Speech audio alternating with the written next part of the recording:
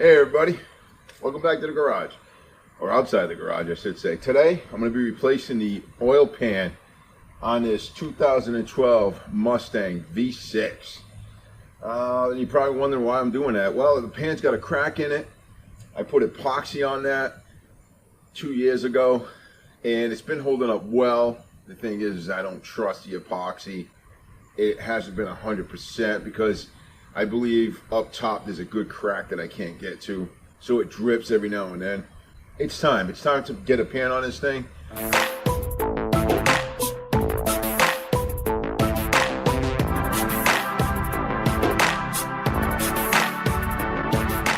Alright, so I read up on the manual about doing this job here, replacing the oil pan, and it looks like the engine has to come out of the car. Or you gotta lift it up somewhat to get that pan out from underneath. So I don't have a cherry pick or any way of lifting this engine up. So I did some research, and some guys have had luck with dropping the whole subframe. So that's the option I'm taking. I'm gonna drop the entire subframe on this vehicle, enough to get that oil pan out of there. So let's get started on this. It is what it is. Let's get it done.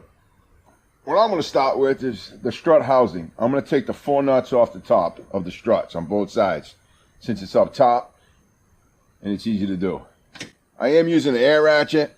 You can use a hand ratchet. All this stuff can be done with manual tools, ratchets, wrenches, and all that stuff.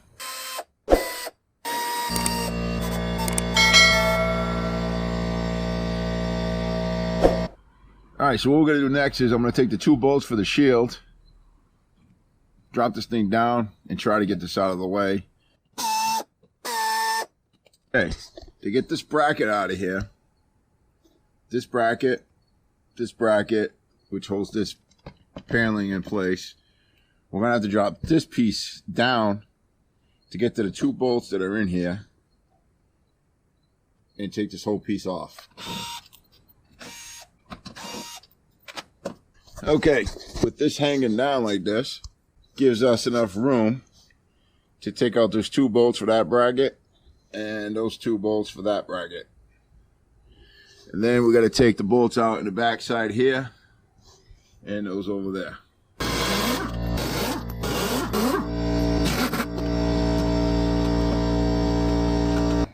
Now we're going to put 1 bolt just to hold this in place.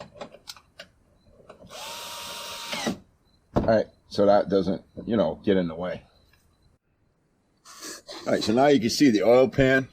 You can get to it real easy. Here's all the bolts and whatnot. You got some front bolts you got to take off, side bolts, back bolts on the transmission. You see where I did the epoxy here, and that works good, but there's a crack up top that I can't get to, so it drips every now and then. You see that drip there? But anyway, so the only thing left for the subframe is the mount bolts here that hold the subframe to the frame itself. There's 1 here, and there's 1 right there. Same thing on the other side.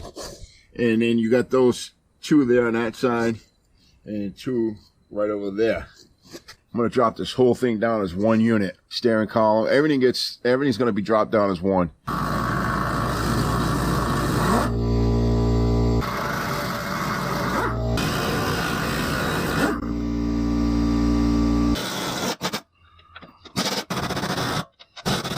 The only thing that's still holding it in place is those 4 bolts, 2 on the right and 2 on your left side. They're loose. You see they're all the way down.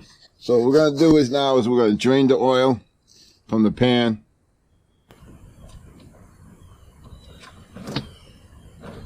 All right, to get this pan off, there's 1, 2, 3 transmission bolts that we have to get out.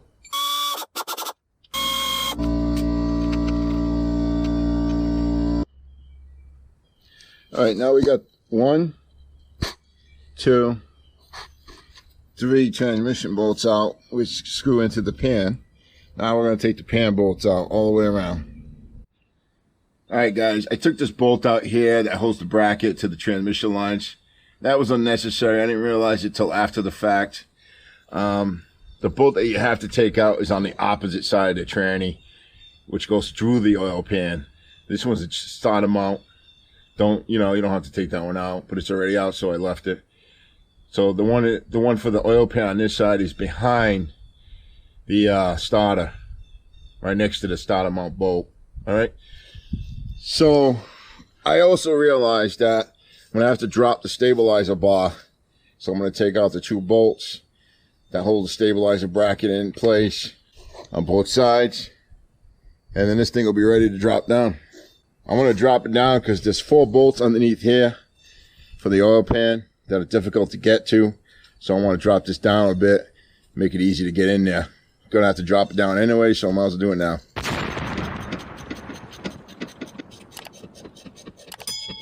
I'm just going to zip tie the stabilizer bar to the tie rod just to hold it in place and out of the way. But as you can see, it's no longer attached to the vehicle, so this whole assembly is going to come down. All right, you can see the jack is in the middle of the subframe, holding it up, and I removed all the nuts on both sides, the 2 nuts on each side. Now what I have to figure out how to do is how to hold the engine up, because what's going to happen is this engine is attached to the subframe. There's the mounts on both sides. There's one right there. You know, if you can see it, but it's right here. That's the nut for the mount. We got to take those 2 nuts off, one there and one on the opposite side. And we got to support this engine somehow. That is where I haven't figured out on how I want to do yet. All right, so you take off the brake line, unmount the brake line to mount so you get extra play. And then make sure you got plenty of play here with the ABS wires. Then this whole assembly will drop down far enough so that pan will fall down. But to get the pan out, you have to take off the pickup tube for the oil pump. That has to come out with the pan. So once you disconnect the 2 bolts and one over there for the holder, that'll fall into the pan. Then the whole pan will slide out this way. And there you go. That's the oil pan and the pickup tube. So what we're going to do is going to put the pickup tube inside the new pan. And then this whole thing will go inside as an assembly. This will stay down. Then we'll put the tube back in. 2 bolts. 1 bolt there. And then this whole thing can go back on. Okay, one thing I forgot to mention was I figured out how to hold the engine in place so it don't drop on me. So I use my motorcycle jack. I have it positioned underneath the transmission.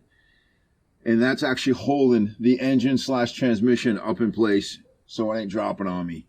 All right, it's the only way I could do it, and it works out fine.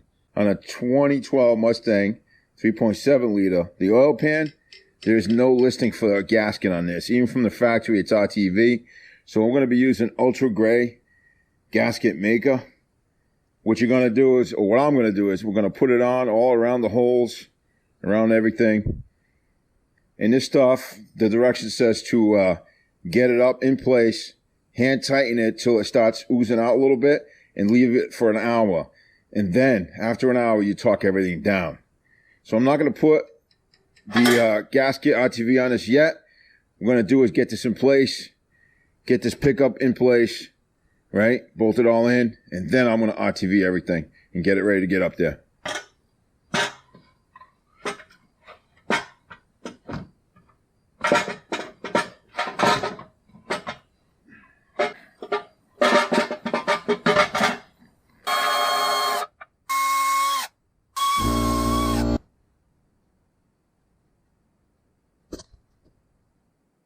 All right, now that the RTV is on the pan, we're going to go ahead and get this bolted back up.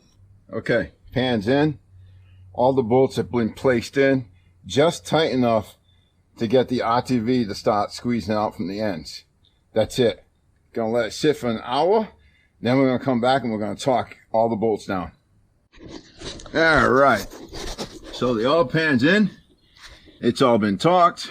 Good to go. Got the subframe on. Put the 2 outer bolts in place on both sides. Now all I got left to do is put the stabilizer bar back in. Bolts on the back end of the subframe. Tighten down the motor mounts. And what else? Oh, and put the transmission bolts back in. And that's it. She'll be done. And of course, hook up any wires and stuff that you may have disconnected. And I think that's it. All right, I'm going to get this knocked out. I'll be back. So that's it. It's done. You put the oil in once you're done, and you're done. I'll give you a breakdown of everything. So what I did was drop the whole subframe. Take the 2 brake line mounts out. That'll give you enough room for the brake lines to drop down with the subframe. Disconnect the wire on the steering, because that's electronic steering, so you got to disconnect that to get enough room to get the subframe to drop down. Take all your bolts out that hold the subframe in place. Strut bolts come out. Support your subframe with a jack or 2 jacks maybe. I did 1 jack right in the center, it worked out okay. If I had 2 jacks it would have been better because I could have moved each end individually, you know, it would have been easier to control that way. Drain the oil. Take all the bolts off the pan. There's 4 bolts in the front, side bolts, and then you got bolts in the transmission on the back of the bell housing. Subframe is going to drop all the way down to the ground, and you got enough room to just pull that pan right out through the front of the car. It's crazy, but it works. And on these Mustangs 2012, there's no listing on the gaskets for the oil pan. It looks like the factory did the same thing that I just did with RTV, because that's what was on there when I took the pan down. So I RTV'd it back up. Don't forget, torque down the oil pan, and then just reverse everything and put everything back in place. That's the hard part, is getting everything back in as far as the subframe. That's where 2 jacks would help you out a lot better. You do have to make it easy, put 1 strut in on one side, take the stabilized link off the other strut, and that strut will go in real simple, and then put that stabilized link back in. And don't forget to top it off with oil, check for leaks, and you're done, man. Actually, it was easier than I thought. I did it in 1 day. I started at 8:30, taking my time, and I finished at 2:30. I could have probably finished it at 2 o'clock if I didn't have to go to AutoZone and get RGB, which I thought I had, but I didn't. All right, I hope this is helpful. I don't know. Take care. God bless everybody. Have a great day. I wish you joy and peace. Bye-bye.